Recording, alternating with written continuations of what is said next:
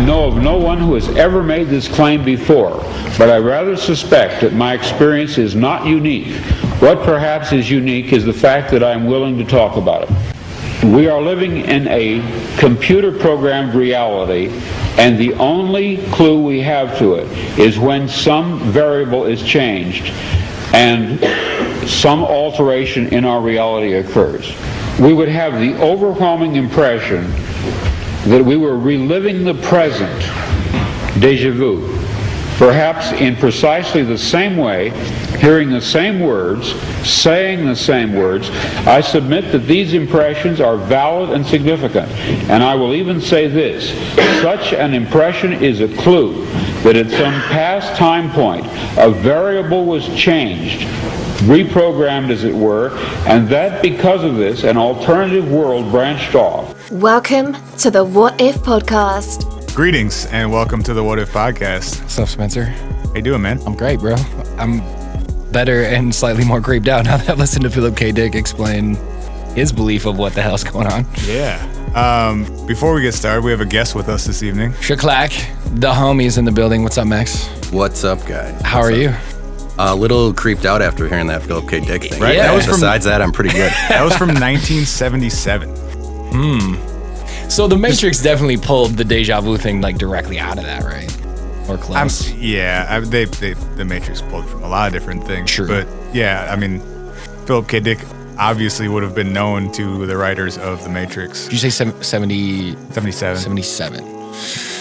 Yeah, word. Do you know what that is from? Like specifically, like what he was doing when he said that? It was some sci-fi conference. Cool. Yeah, where he was probably like trying to sell copies of what was the movie or the book Blade Runner was based on? That would have been that time, right?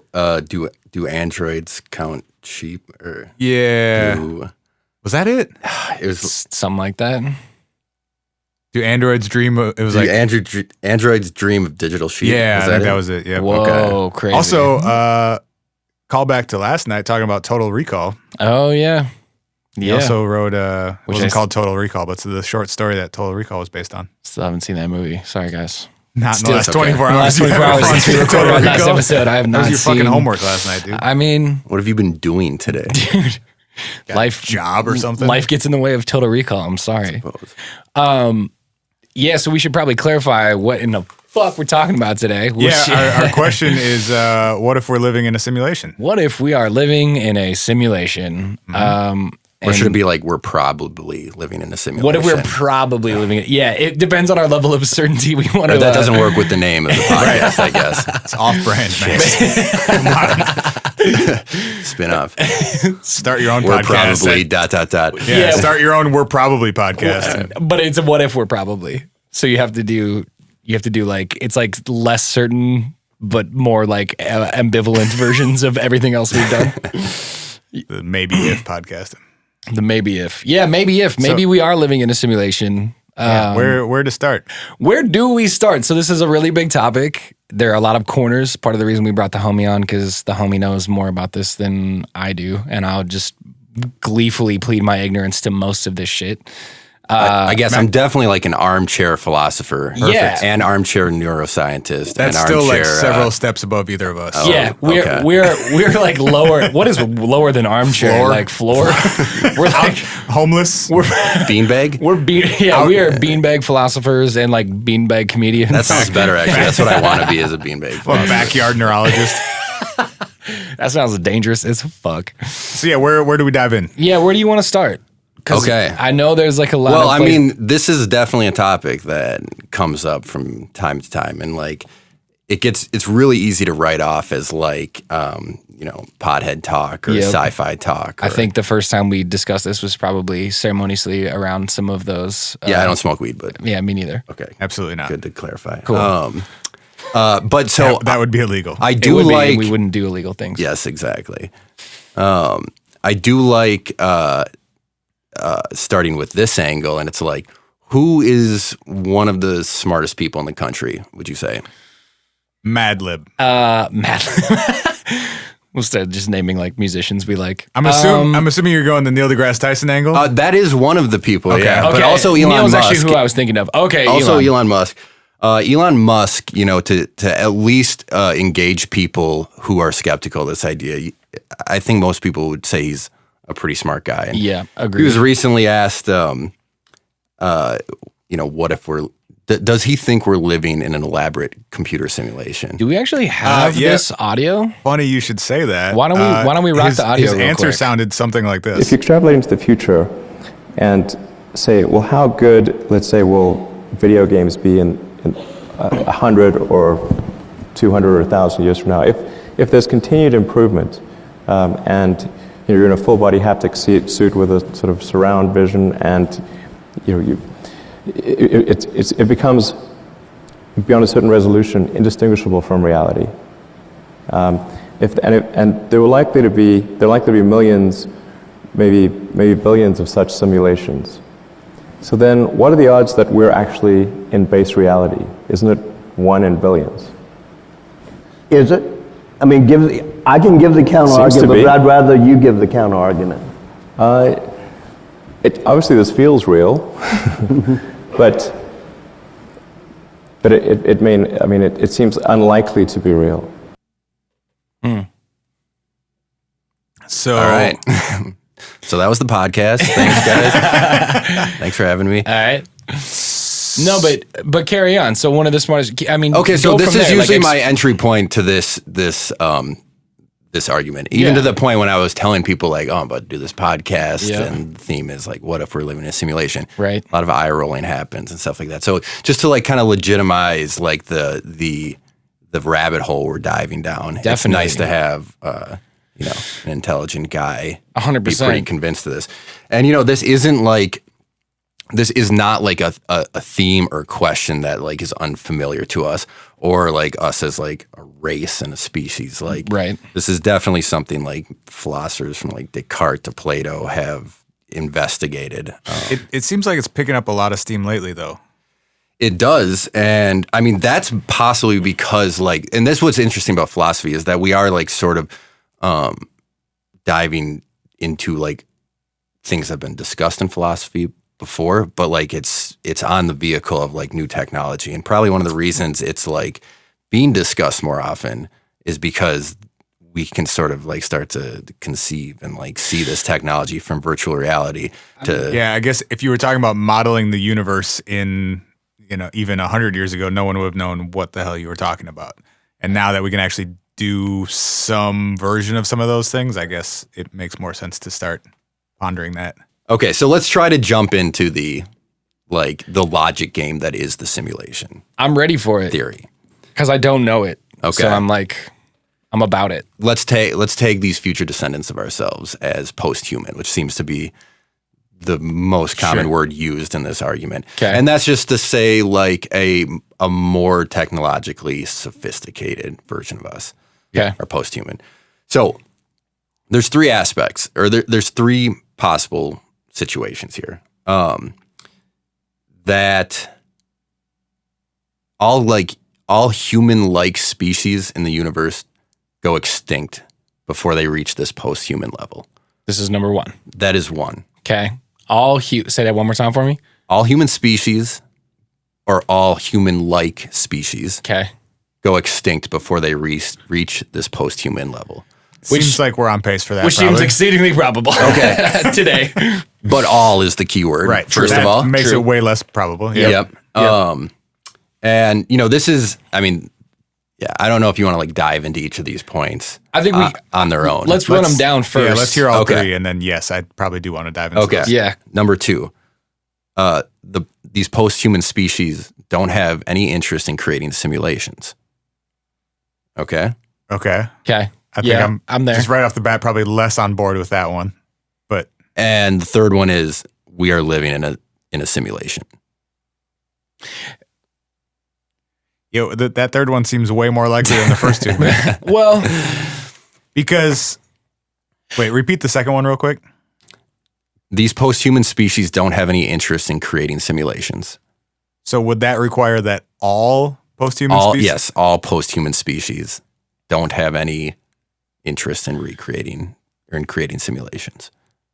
wait, is that the only Is it the only, because isn't there also a possibility that we just never become, well, I'm going to find myself in this trap. There's kind of a fourth possibility that we are the most advanced version of species, ourselves, and we are the base level, and we are the farthest along right now. And this is potentially coming. Yep, that is a possibility. Usually throughout history, like when we think we're super special, that's usually always wrong. Yes, we're always wrong about that. So, well, and then Chuck Klosterman's new book. Yeah. But what if we're wrong? Yeah. Which is sort of entirely based on the concept of. Did I lend that to you, by the way? I started doing it on Audible. You didn't give me yours, but I started listening to it on Audible. I lost my copy of that book like immediately after reading it. Did you? I think I lent it to somebody, but I don't know where it went. It wasn't me because I started listening to it on Audible. But that entire book is based on the concept of what if we always think we're like as far along as we're ever going to get, or we're at the top of everything, and then we find out we're wrong all the time. We've been wrong like literally every time. Is it? Yeah. So I guess that is the fourth version, because that's what I was going to say. Is like, isn't it a possibility that we're all just humans thinking about the idea of what if we lived in a simulation? Which is that possibility. That is the fourth possibility. But when Elon Musk says the chance that we are the base layer is like 1 in billions. Well, once you accept that it's a possibility, then you kind of have to take that step. Unless there's maybe a situation where, because that argument is predicated on there being simulations within simulations, right? That's a whole, yeah, I mean, that's like they're not necessarily predicated on it, but that's like an aspect of that argument. Yeah, that's part of his absolutely his argument where he gets to the 1 in billions probability piece. Absolutely, because if one civilization created a simulation, that doesn't necessarily mean that there are billions. No, it could mean that, but there could only be like 2. Maybe. I mean, if we had this ability to like make a super sweet, not even like video game, but like run a super sweet simulation, run the Sims, this whole society had the ability to do that, would there be 2 of them? You know? I guess not billions either, but at some point there would be, though. I guess because my initial thought. So this is something I was thinking about when we were like prepping for this episode, about the idea of like, I feel like this is gonna sound sort of stupid, but I feel like I look at it from like sort of a romanticized level when I think about simulation theory. I look at like everything in this room, and I like think about like the audio that's being transferred through this microphone into the computer, and the waveform we can export, like the level of specificity that goes into everything that's in and around us. Like, I feel like my argument against there being billions of these is like, seems like this would be really fucking hard to get right. Because like what is right though? You build not right, but I mean like to do this in a way that doesn't fuck up. You build the framework, and then your conscious beings in your simulation build the computers and the speaker wire. And what do you mean by that? I mean that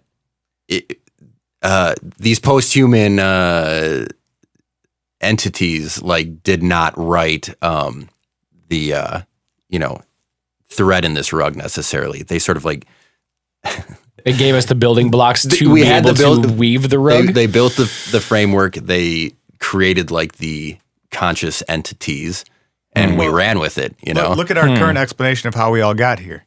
There was a moment that we call the Big Bang, where there was a singularity, which no one really knows what that means.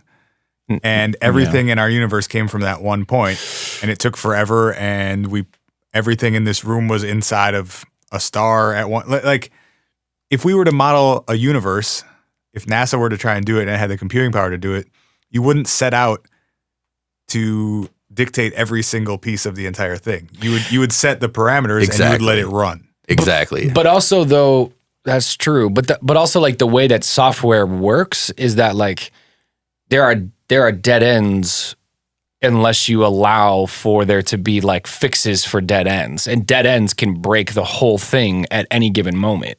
So like, if you could basically like if you can create processes that allow themselves to do things, but you have to allow for the ifs that can endlessly occur inside of like bugs. A bug can break an entire software program in a second. I think it's kind of futile though to like imagine software on any sort of like level that we think about it today. Because that's the thing, we can't do these things today. So envisioning our software doing it today, yeah, you're going to get stuck on stuff like that. But it's more like the simulation would start with the Big Bang and you would let the universe play out, and less like you have to like build houses in your universe. And, Sure.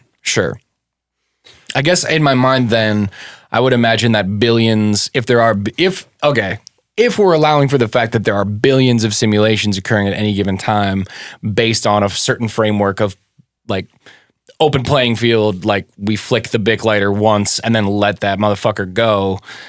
If we're allowing for that, I feel like if there are billions, I would say like multiple billions that ended up in like some version of just emptiness, like crap, like fell apart, nothingness, etc., etc.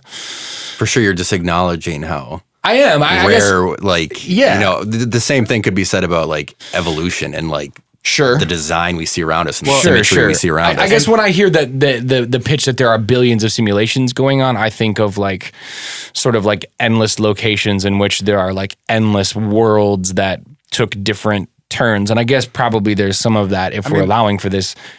Our scientists now are saying that we are orbiting one of billions of stars in our galaxy. Right. Our galaxy is one of billions of galaxies in the universe. Right. We don't know what's outside of our universe, but there's probably something. So there's more galaxies in the universe than grains of sand on the Earth. That's pretty crazy. Also, just real quick, going back to your thing about like the bugs or the dead ends or whatever, that's where like some of the stuff that Philip K. Dick was talking about with like deja vu being sort of like a glitch. Yeah. And I think about it with all of there are so many parts of our world that we still can't explain. Yeah. Like you look at the paranormal. Maybe that's some sort of glitch. Check out that paranormal episode. But there are plenty of parts of our world that we still don't really have an explanation for. Yeah. And maybe that's part of it. Maybe that's where we're butting up against sort of the limits of that program. Right. Where there are certain things that, at least for right now, we can't figure out or that don't make sense in the way that the other parts of our universe make sense. Yeah. Like in that sense, like, when you like play a video game and you like slam into the edge of the map, like the edge of the world or whatever. Show? Or like in the Truman Show, yeah.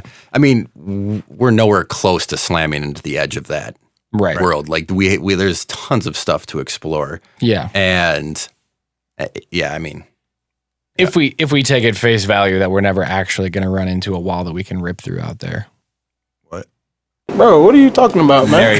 There we go. I was waiting for it. Like I'm looking at you like, give it to me. I know it's coming. No, I'm just saying that like if you wanted to control a simulation to a certain extent, you could also like you could write in the fact that it appears to be as expansive as we think it is while not also being that expansive. For sure. I would say not to hijack the conversation, but no, hijack away, dude. I'm over here on my beanbag. This is what's awesome.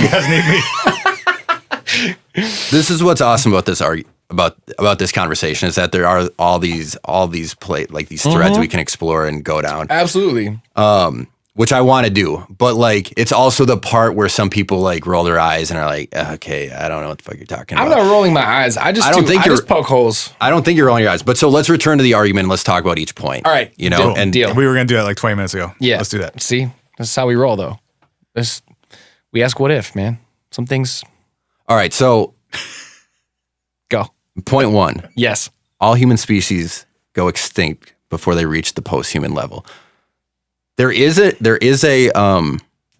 theory about this called, I don't know if I know what I have to. The Great Filter Theory. Okay. Have you guys ever heard this? I have. I have not. And it's the assumption that like, okay, if there's billions of stars in a galaxy and like hundreds of billions of galaxies or some insane number. Yep. Isn't it strange that we've like never had any sign of anyone else out there? Well. Yeah. I would say, well. But the Great Filter Theory suggests that like becoming a species and a civilization that can like access a certain point that can get to like interstellar travel, you need to pass through like a lot of tests, tests that we experience now, like allocation of resources and like not blowing each other up. A certain amount of cooperation. Yes. Yeah. And that is the great filter, is like being able to get past those things to, release yourself into the post-human, into the greater. So incredibly human-centric to me, though. For sure. And negative. Because, and also, well, two things about that. I think it's way more likely that even if we were to encounter some other form of intelligence, would we recognize it? Would it recognize us? There are Love it.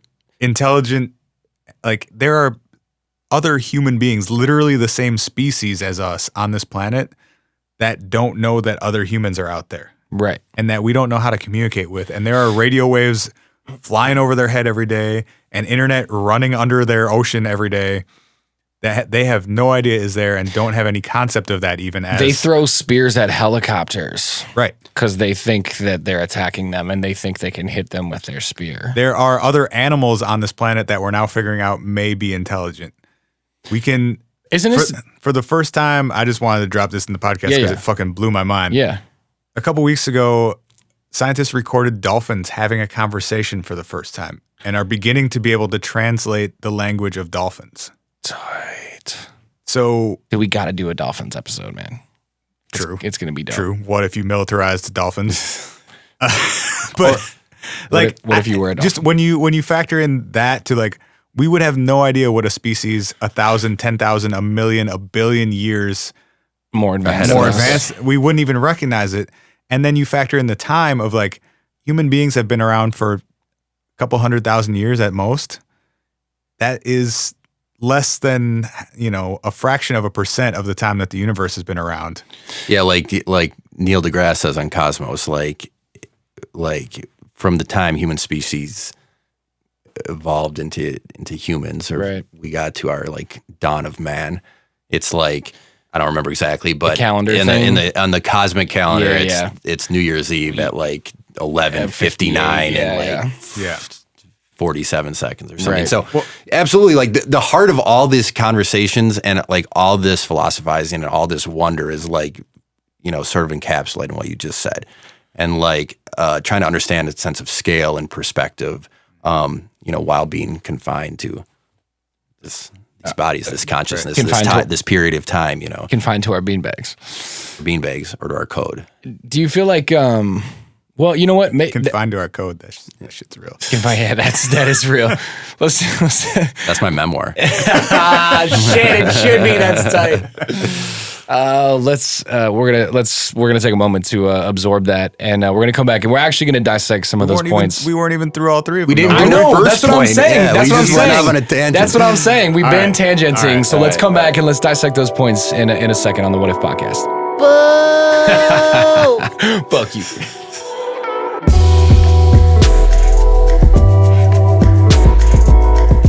We want to hear from you. Send us a message. Email hi, that's hi, at whatifpodcast.com. Or leave us a voicemail at 612-246-4614. We were talking about, on our break, we were talking about Tamagotchis. Didn't Tamagotchis make you feel like a bad person when you were a kid? I killed a couple of those. That's what I'm saying. It taught us all how to feel guilty as children because we were like supposed to take care of this digital doll that we.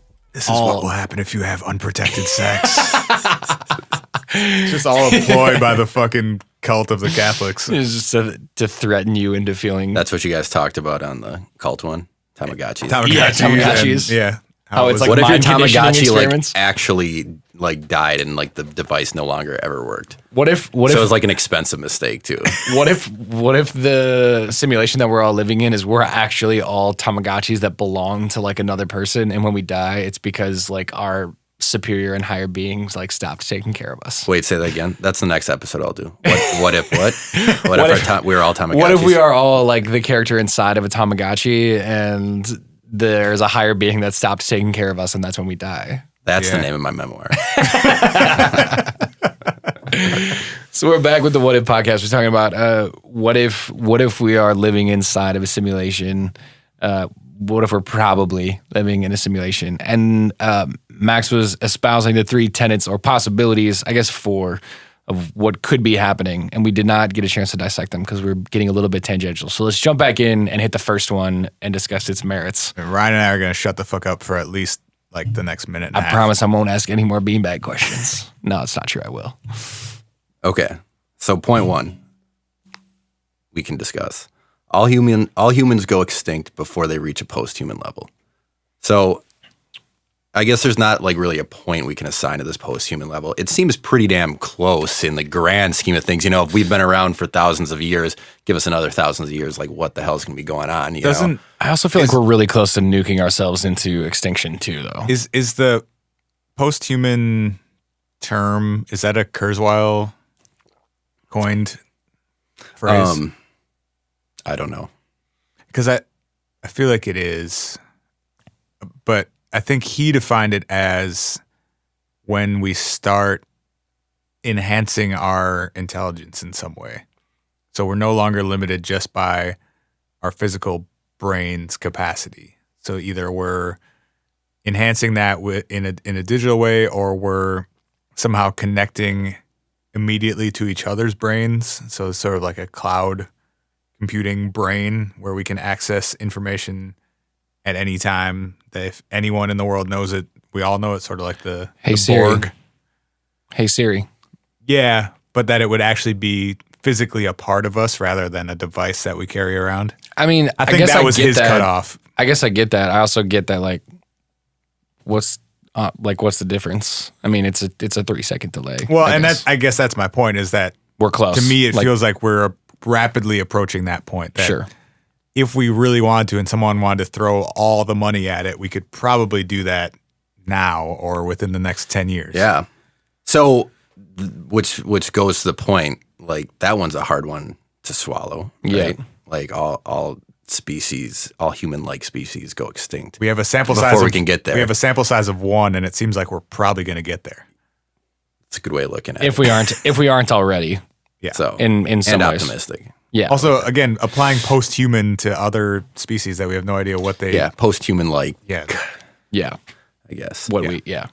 Okay, so all right. The 3 of us were all unwilling to accept that is the answer. That happens 100% of the time? Yep. I mean, I am, at least. I'm pretty pessimistic in that I think that there's a distinct possibility that we're all going to kill ourselves and each other. Okay, but we're talking about every human-like. This point says it would have to happen to literally every species in the universe. Sure, and I think that, like, as a species, we are well on our way to creating a planet that is uninhabitable. I mean, I'm not trying to be like obstinate for the sake of it, but I do think that we are like well on our way to creating an uninhabitable planet that doesn't have water or food or like. And therefore, that's the only possible outcome, though?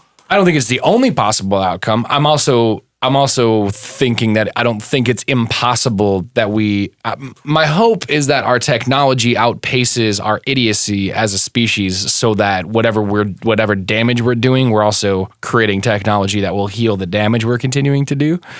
But I guess I'm saying I don't think it's impossible for us to kill ourselves as a species. That's not what the point is. That's not the point. It's that all anything that's reached our intelligence kills itself before it can take the next 100% of the time.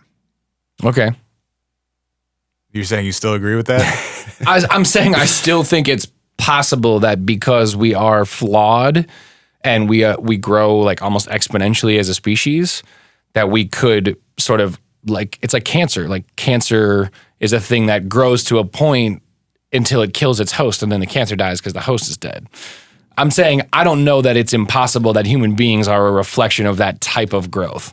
Okay, the reason this argument works, though, is because, like, all of these things seem unlikely to us. Okay, I agree. So, at this point, it seems unlikely that we will not get to that point without... And we're going to be here for it. You're missing the point of this so hard right now. No. I'm acknowledging it right now. What are you talking about? It's you just keep saying we as like humans. What this argument is saying is that any species anywhere in the universe and the billions and billions of stars and galaxies out there, that this happens to literally every single one of them That's without that's the great filter theory, which we talked about. That's essentially what that is. I'm with you. I understand The it. cancer takes over the host before you can make too much progress. And Right. there's never an exception. Well, there's only one of us. Our sample size is 1.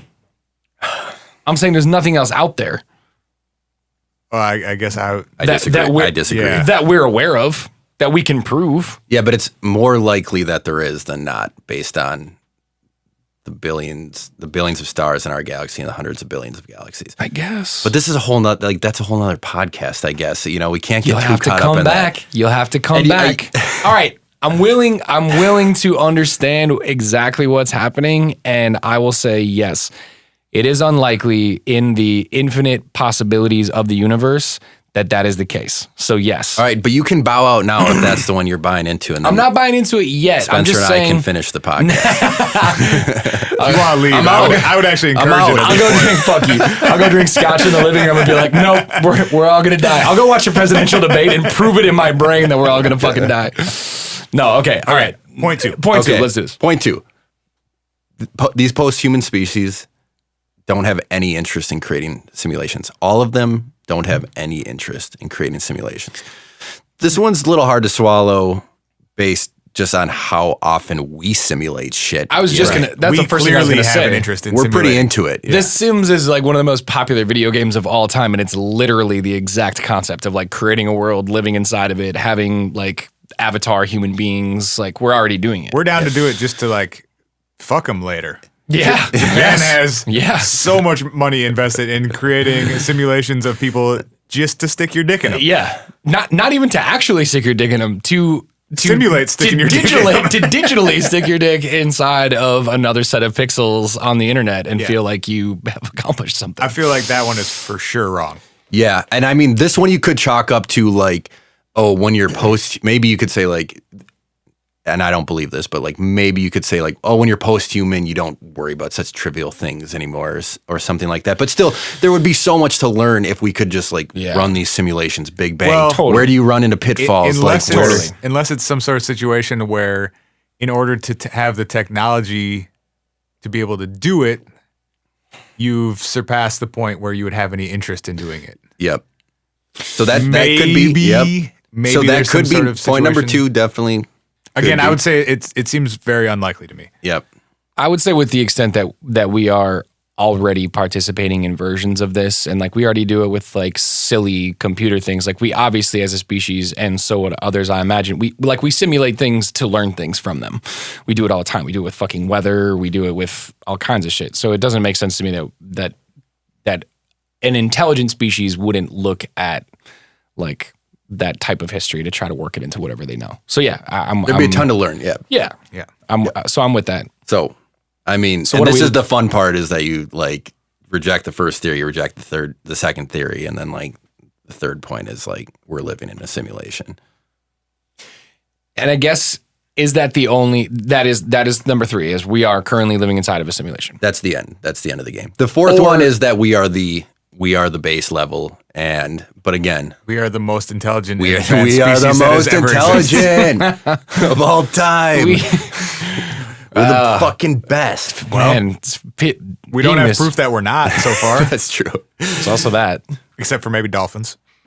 Well, Okay, so you could even add that fourth point, which I don't think is like technically in the original simulation argument essay, but you could add that fourth point.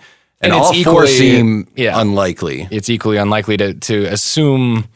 And the most likely kind of seems like we're in a simulation. They're all really hard to eat, though. They're all really hard to eat. But it's one of those 4 things. What if it's the dolphins that are simulating our existence?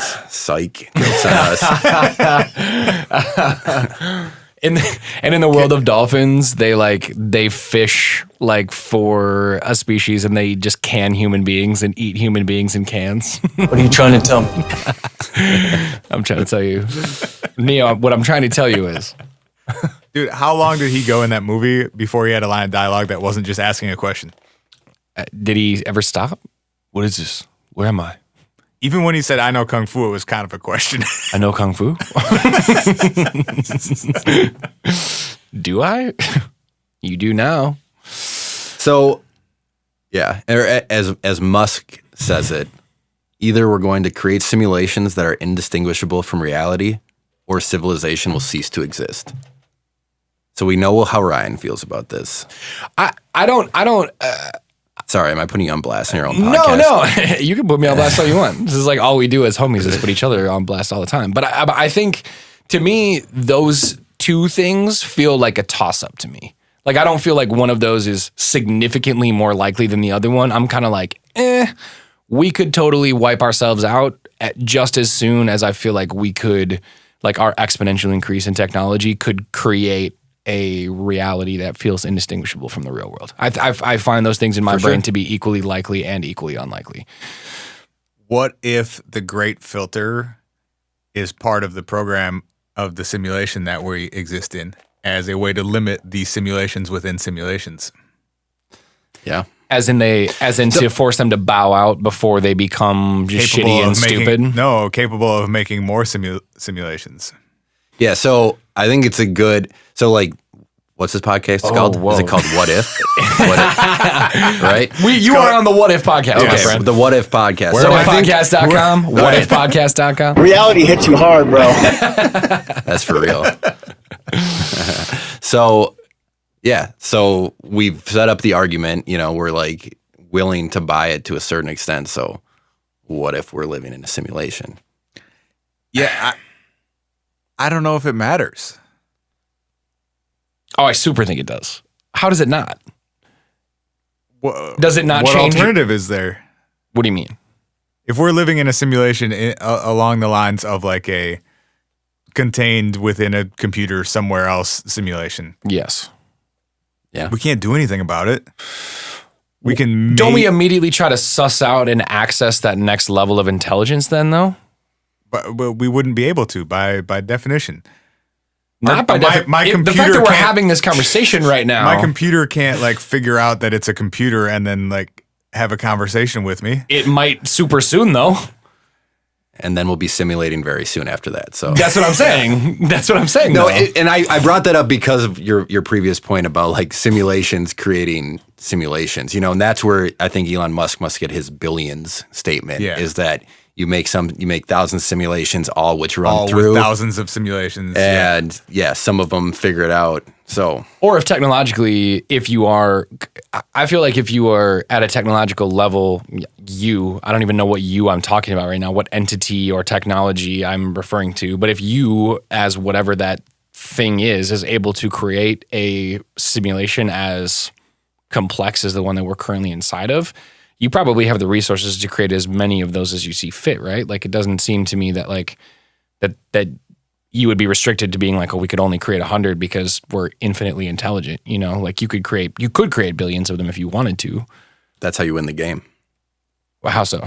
By creating simulations. When your simulation creates a simulation. That's how you. Yeah. Oh, and sure. Then you push reset and then up. you like start over again. Yeah. Or you could level up. Yeah. This goes back to the singularity the reset button.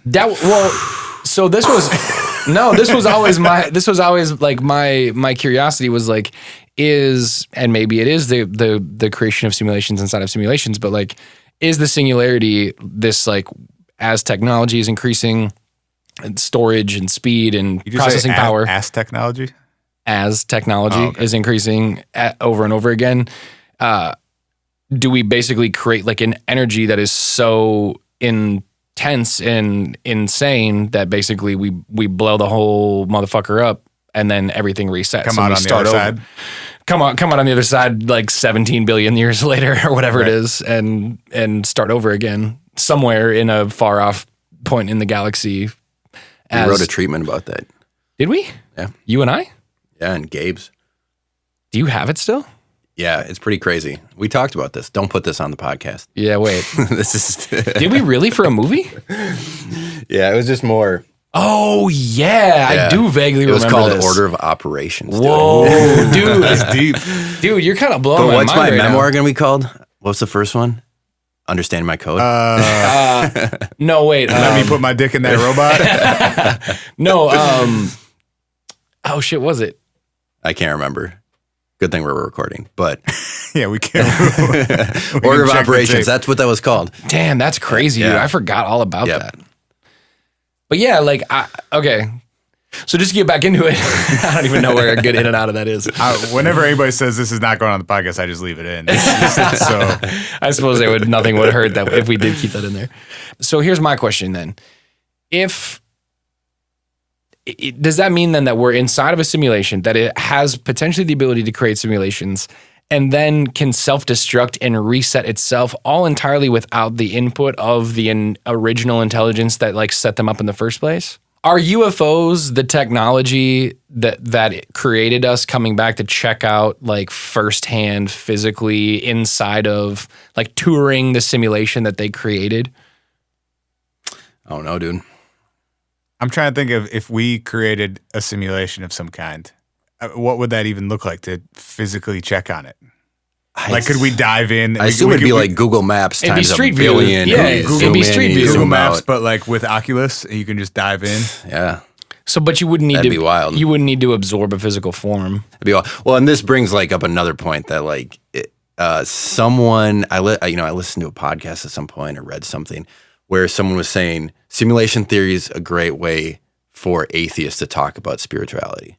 And it's like because it can assign this omnipresent thing, intelligence outside of us that you can't really tap into, Sure. but That you could maybe call God if you wanted. exactly, Yeah. and maybe this thing could change, like the nature and the physical reality momentarily within this world, or so.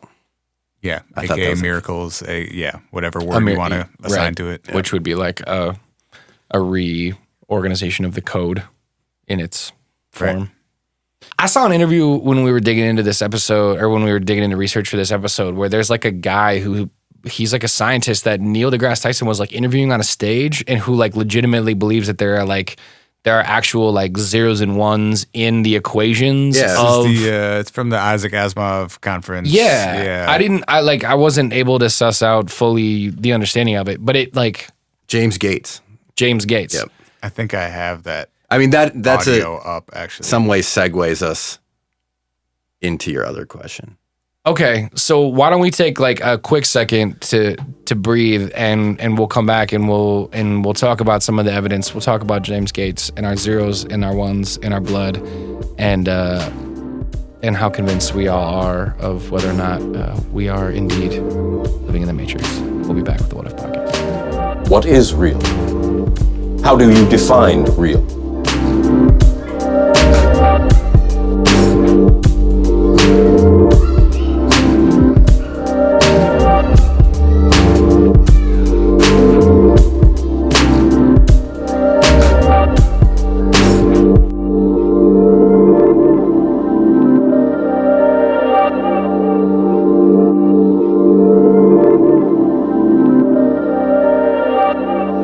City. It's March 7th. Well, partly it's taken to these very strange images that are behind your head right now.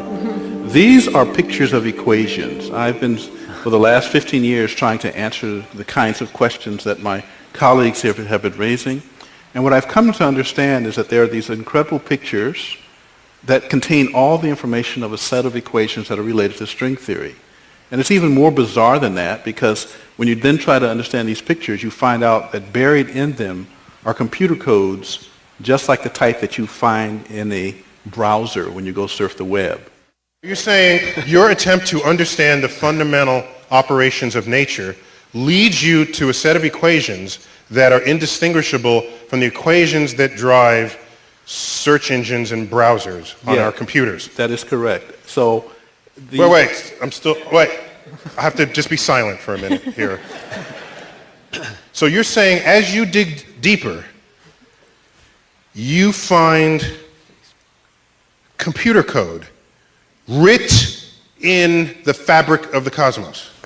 Into the equations that we want to use to describe the cosmos, yes. Computer code. Computer code, strings of bits of ones and zeros.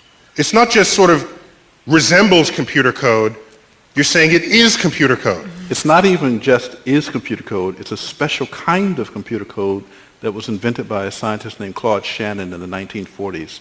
That's what we find very, very deeply inside the equations that occur in string theory and in general in systems that we could say are supersymmetric. Who did we just listen to say some wild shit? That was James Gates. Yeah, Dr. James Gates. And he was Professor of Physics and Director for the Center of String and Particle Theory at the University of Maryland. That's such a legit title to be saying some very wild shit like that. I watched the video of that like earlier this week, and I don't remember it being that wild at all. But Also, I watched the video, and Neil deGrasse Tyson, as he's saying that, is like doubled over, like he's like bent in half, just like wait. He told dude, just be silent for a minute. Well, this is what I was process. This is what the point I was trying to bring up at the very beginning of this is that like in a weird way, the more smart the person talking about this, the more convinced they are. Than like, I don't know.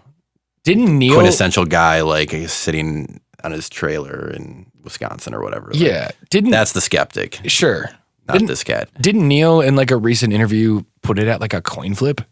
It's actually from the same. Oh, it's from this event. The same panel discussion where. But he put it at a coin flip, right? Yeah, he was like, 50-50. In his mind, it's basically 50-50. Yeah. Which for a guy like Neil, who is like very well versed in, I mean, cosmos, obviously at its core is like the history of like the universe.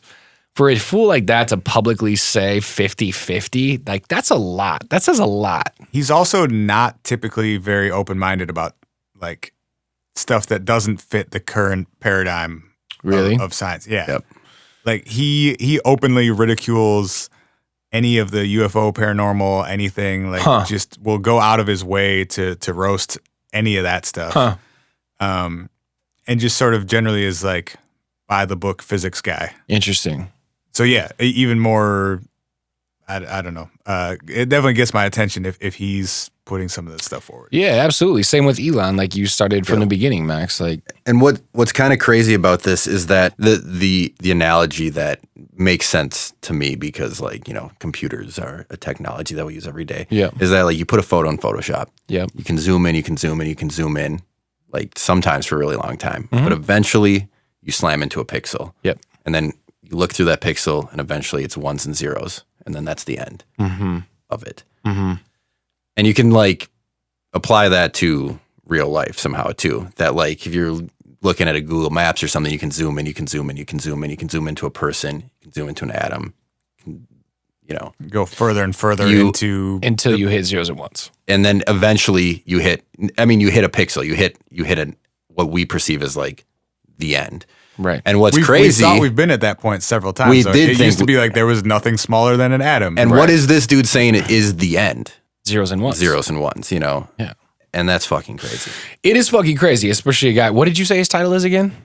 Professor of Physics and Director of the Center for String and Particle Theory. If you teach physics and string theory to people and you believe there are zeros and ones at the bottom of everything... I have a really hard time disagreeing with your approach that we're living in a simulation. It sort of terrifies me still. I know, I can hear it in your voice. It's real, dude. I'm sorry. I can't help it. And another interesting part of that is that like, if you go deeper into this and like, I'm not going to sit here and pretend like I understand computer code or string theory at all. But as you like... We'll pretend, but we'll be wrong. Start to dig. Yeah, can you just tell everyone like I'm some professor of something? Like more and more. This dude is the professor of... We'll just use more like progressively worse Photoshop analogies the longer we talk about this. We only understand Photoshop completely. We're referencing like CS3. As you dig into the stuff that this dude is saying, you see computer code from like the dawn of what we understand as computer science. He's referencing code from the 40s. From the 40s, exactly. And like there's one called checksum, which is essentially like the, very much like at the foundation of computer science and code written a long time ago, which essentially counts up the ones and zeros in a sequence to like understand how many properties there are. Sure. And that checksum, there's something very there's code that looks very similar to our checksum in our DNA. Whoa. Yeah. So thanks for having me on, guys.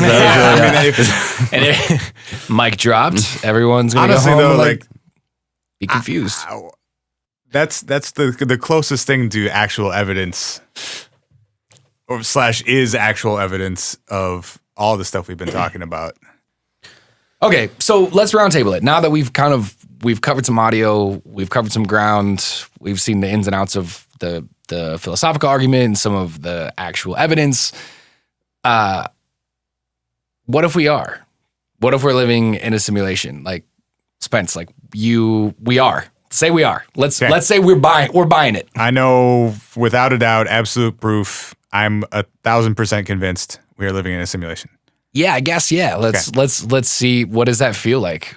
On a personal level, I don't think I'd change anything. Okay.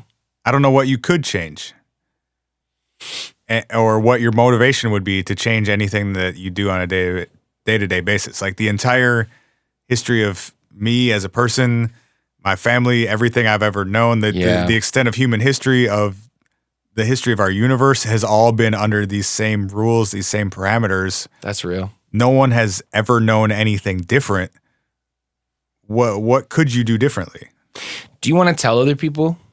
Personally for you, does it become like part of your mission to make sure that other people become like equally aware, or is that kind of just like I just kind of keep going on? That's why I came on this podcast. To reach a wider audience with your message. Do I start my new career as a cult leader tomorrow? Is that what you're saying? Or the simulation theory cult? Yes. Do you want to be a cult leader? I don't know, and I guess that depends on our hypothetical situation too. Yeah. Was this information somehow given only to me, or did this become just a universally accepted fact based on whatever evidence would be needed for that to happen? You know what I mean? Yeah, right. Like I think that's a separate question of is there like a worldwide disclosure kind of thing? Yeah, because honestly, like no one would believe me. You know, True. I'd probably talk about.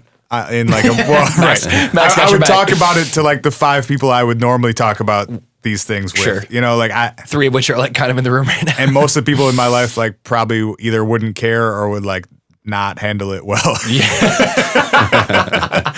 You know, like I honestly don't think a whole lot of shit would change for me. I would probably like once a week have a lot of anxiety about it, and then like go drink to work and then like fall asleep. Go back at it. Yeah, like take another step. I'd have like mild panic attacks once in a while. Probably, I think would be the only change. Word. Where are you at? Or what would change for you? I guess I can't necessarily like nail down like a day-to-day thing that would change for me, but I feel like mentally it would change a lot for me. I feel like with the whole concept of, you know, I grew up in a religious family, and I have largely abandoned like religion in my adult life. I guess wholly abandoned religion in my adult life. And my brain goes like religion as an entire concept in my brain is like fully gift wrapped and packaged and pushed out the fucking window if I know that we have a higher power that is creating us, and there is no God in any way that we understand God to be as like humans. / you know exactly what God is? Or that. The way that we understand it as humans today is just all super wrong. Mm-hmm. That to me changes a lot of the way that I like look at who am I? Why am I here? Do I have a purpose? Am I trying to achieve something? Like I don't know. I feel like some of those like gut questions that we all kind of like deal with at some point of our lives, some sooner than others, some more than less. Some people don't ask those questions at all, I guess. But like a lot of those questions take a new shape for me, and I guess I don't entirely know what that is, but I do feel like they take a different shape. And I don't know. I feel like over time that would sort of change like what I pursue or why I pursue it. But I see you because I feel like I'm like, man, I guess I don't like make my eggs different. I like my eggs over medium with rye toast. I'm still gonna keep doing that. Like I'm not gonna not do that.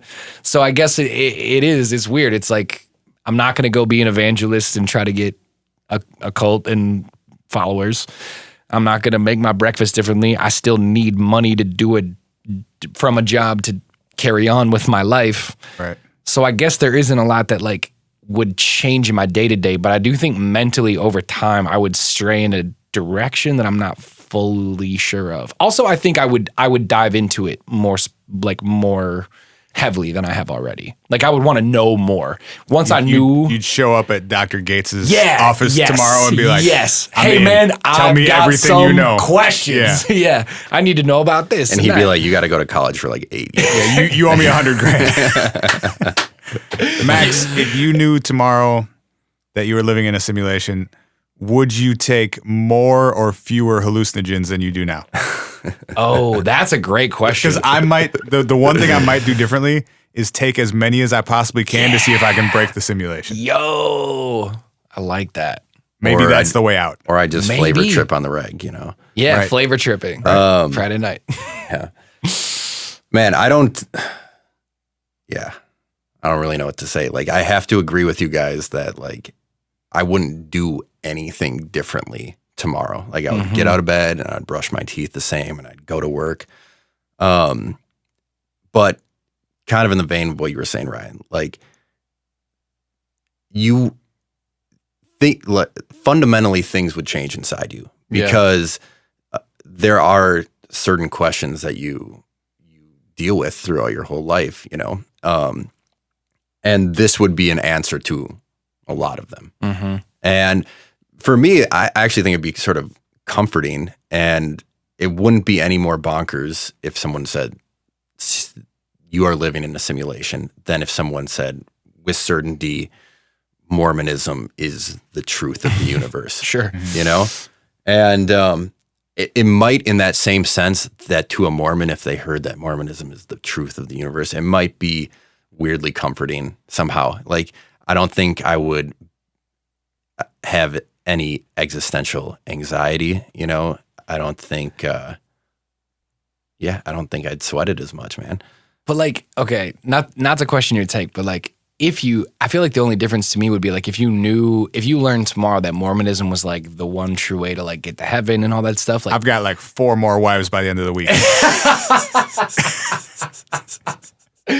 But like kind of though, right? Like, don't you like pick up and like go follow that and like you become a follower of Mormonism if you feel like that's like the way to get to heaven? Like, I feel like I guess maybe I shouldn't put words in your mouth. You're saying it would be equally as improbable. If you told me tomorrow I was going to either find out Mormonism's the truth of the universe or that we're living in a simulation, I would probably lean a little towards one of those is way more likely to be. Yeah. A lot more That's a towards great point. simulation theory. It does seem more likely than like any religion being totally true to me. Yeah. If we're taking them like literally rather than as metaphors and stories and shit. Damn, that's a really good point. Damn. Well, to get real meta, what would the post-human entities think of this conversation we're having? They'd be like, "Oh shit!" Would they be proud of us? Would they be proud, or they'd be like, "God damn, I don't think they would fucking notice. Figuring it out, man." There's probably some dude sitting in a warehouse somewhere who's supposed to be watching like 6 million of these simulations, and he's playing with his Tamagotchi instead. Like, there's no way you would keep tabs on those. That or they think like we're trying really hard, but we're like so far off right now in terms of all the specifics. NSA is just laughing at us somewhere. These fucking idiots, they got none of this right. They sound like morons. They're listening into the Dolphins conversation. They're way more worried about that. That's way more interesting to them at this juncture. Dolphins are so much closer to figuring it out. All right. Oh man, Max. Shit. Thanks, bro. Anything you want to plug while you're here? Where do I get my check? Your check. It's in the mail. It's in the simulation mail. It's in the simulation mail. Anything you want to plug personally, professionally, at all? Anything weird you just want to tell people to go look up because you think it's cool? No, whatever you want to do. I hope you guys have me back. I think we'll do another one. I think we're definitely gonna. I think we have some topics that lean towards the direction of your brain, so we'll definitely do that. It's been a pleasure. Thanks, gang. On the What If Podcast. Take care of yourselves. Do it again soon. Love you. Bye. Bye. Thanks for listening to the What If Podcast.